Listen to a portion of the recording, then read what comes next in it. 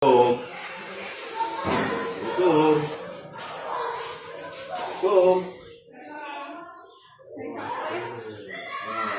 Kenal tak? Kenapa? Kenal tak saya tanya. Kenal tuan rumah ni. Kenal tuan rumah kan. Habis tu macam mana sekarang ni dengan sewa rumah? Kita janji kan? Sewa rumah macam mana? Suami saya cakap nanti gaji dia bayar. Gaji bayar? Gaji bayar? Sekarang ni dah 3 bulan tak bayar tau. 3 bulan tertonggak tau, tak bayar. Saya ada cakap nanti gaji dia bayar. Mana boleh satu dah 3 bulan ni dah lebih, dah terlebih had dah ni. Saya dah tak boleh tunggu maksudnya ni. Bang, kalau tak bayar tu adalah sebab ni. Sebab apa? Sebab boleh apa? tak beri kemanusiaan Mana sikit? boleh awak dua-dua kerja. Laki bini kerja, mana boleh tak ada duit nak bayar sewa rumah.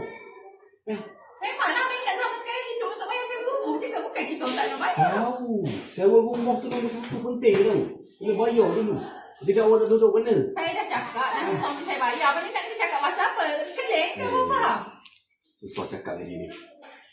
Betul? Tolonglah, saya minta tolong Saya bayar. pun minta tolong abang faham saya. Tak boleh, Saya saya dah tak boleh faham awak lagi dah.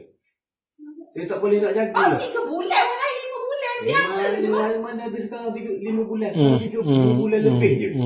3 bulan ni dah tahap kritikal tau.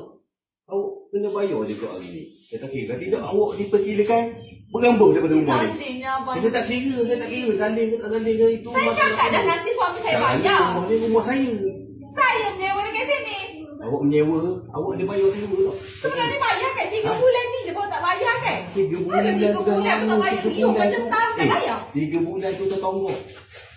Suami awak mana? Dengan api air lagi tu ha. Suami awak mana?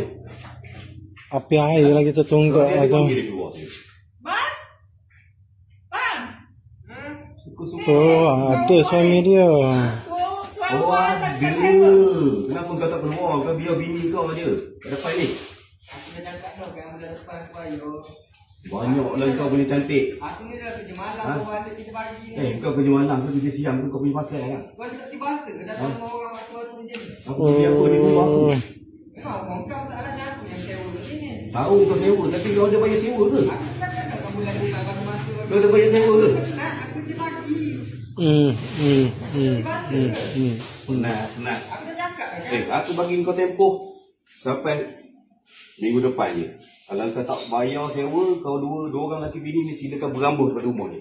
Aku dah cakap bagi aku masuk bulan depan. Bagi aku masuk bulan depan. Aku tak faham masa. Tak ada bulan depan, tak ada bulan depan. Seminggu 2 minggu lagi bagi masa. Kan? Seminggu 2 minggu lagi bagi masa. Kalau kau tak bayar, Ha? aku akan buat report boleh. Kita tak ada